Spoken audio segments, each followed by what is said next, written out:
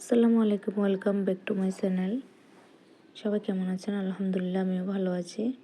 চলুন আজকের recipe share করি। নিয়েছি মিষ্টি কুমড়া ফুল। দেখুন ফুলগুলা খুব সুন্দর করে বেছে নিয়েছি। ডাটা রেখে দেব, ফুলগুলা কুটে নেব, কুটে ধুয়ে পানি ঝরিয়ে নেব। দেখুন এভাবে সবগুলা কুটে নিয়েছি। একটি বাটিতে দিয়ে দেব স্বাদ মতো লবণ, 1 চা চামচ হলুদের গুঁড়া দিয়ে দিয়েছি, 2 চা চামচ জিরে ধনিয়ার গুঁড়া,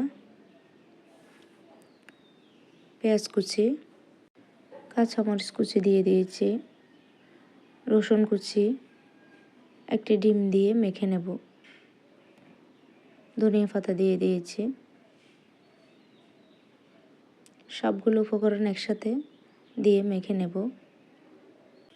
মেখে নেওয়ার সময় খুব আলতো হাতে মেখে নিতে হবে। দিয়ে দিয়েছি 1/2 কাপ পরিমাণ চাউলের গুঁড়া, 1/2 কাপ ময়দা দিয়ে আবার মেখে নেব।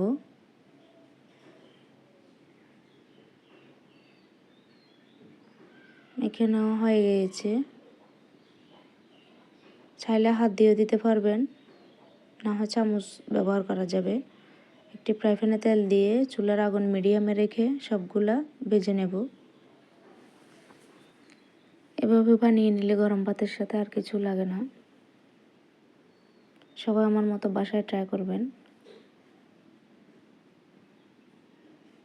বলবেন আজকের রেসিপি কেমন হয়েছে।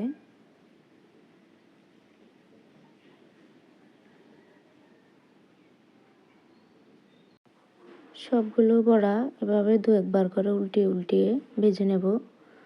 কালারটা একটু বাদামি হয়ে আসলে নামিয়ে নেব। সবাই ভালো থাকবেন। আল্লাহ হাফেজ।